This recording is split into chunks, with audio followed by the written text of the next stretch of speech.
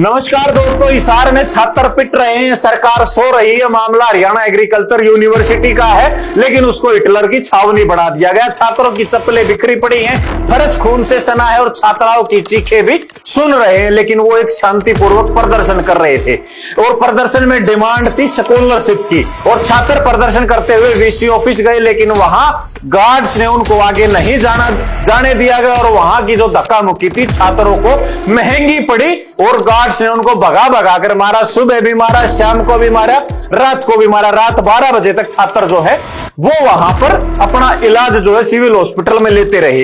अब कार्रवाई के नाम पर एक एफआईआर हिसार के सिविल लाइन थाना में दर्ज हुई है और एफआईआर का नंबर है 179, जिसमें सिक्योरिटी ऑफिसर सहित आधा दर्जन से ज्यादा नाम है। लेकिन अब 24 घंटे बीत जाने के बाद भी कार्रवाई के नाम पर ना कोई गिरफ्तारी है, ना कोई सस्पेंशन है, ना हरियाणा की सरकार की तरफ से कोई बयान, ना मुख्यमंत्री का और ना ही शिक्षा मंत्री का।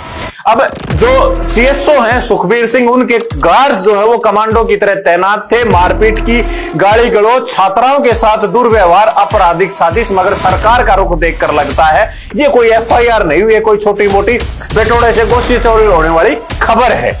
और अब ना कोई गिरफ्तारी है, ना सस्पेंशन है। हरियाणा के मुख्यमंत्री नायब सिंह सैनी पर सवाल उठ रहे हैं, शिक्षा मंत्री पर सवाल उठ रहे हैं और लोग तो ये पूछ रहे हैं हिसार जो है वो हरियाणा में नहीं आता क्या सीएम साहब? क्या वहां जीपीएस काम नहीं करता? क्या आप घटनास्थल से हजारों किलोमीटर दूर है जो आपको पता नहीं चल रहा है, या केवल आपका जमीर नहीं जाग रहा? जब बच्चों के सिर फूट रहे थे, आप क्या कर रहे हो? भाषण दे रहे हो या दान में बैठे हो? शिक्षा मंत्री महिपाल डांडा जी, कौन सा सिलेबस पढ़ा रही है आपकी सरकार जिसमें छात्र पिटे तो आप चुप रहो? कौन सी शिक्षा दे रहे हैं? क्या शिक्षा केवल रिजल्ट देने तक सीमित है या छात्रों को बचाने की भी कोई जिम्मेदारी होती है?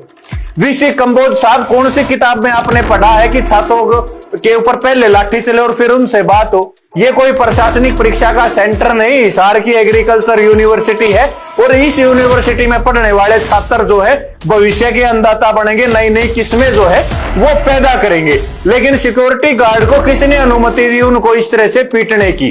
क्या उनके पास कोई ऑर्डर था? और छात्रों की डिमांड केवल एक है, हमें बराबरी चाहिए, भीख नहीं, हमें स्कॉलरशिप चाहिए, हमें लात गुस्से नहीं चाहिए, हमें वीसी चाहिए, सैनिक नहीं। और जनता पूछ रही है क्या हरियाणा एग्रीकल्चर यूनिवर्सिटी शिक्षा का मंदिर है या कोई गुंडागर्दी का अखाड़ा?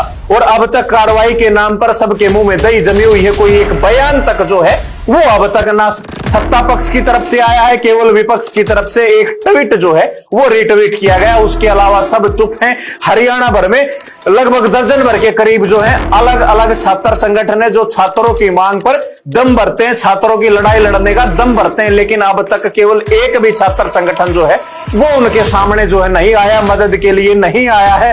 क्या केवल जो छात्र संघ चुनाव या छात्रों के जो मुद्दे होते हैं केवल चुनावी मुद्दे होते हैं, उसके बाद उनका कोई लेना देना नहीं होता? ये सवाल है मुख्यमंत्री जी, शिक्षा मंत्री जी, और आपको इनका जवाब देना पड़ेगा। क्या जो पीएचडी के छात्र हैं वो पिटने के लिए यूनिवर्सिटी में गए हैं? क्या उनकी पीएचडी का जो मादा रह जाएगा? दर्जन भर के करीब छात्रों को जो चोट पहुंची है उनकी जवाबदेही किसकी होगी?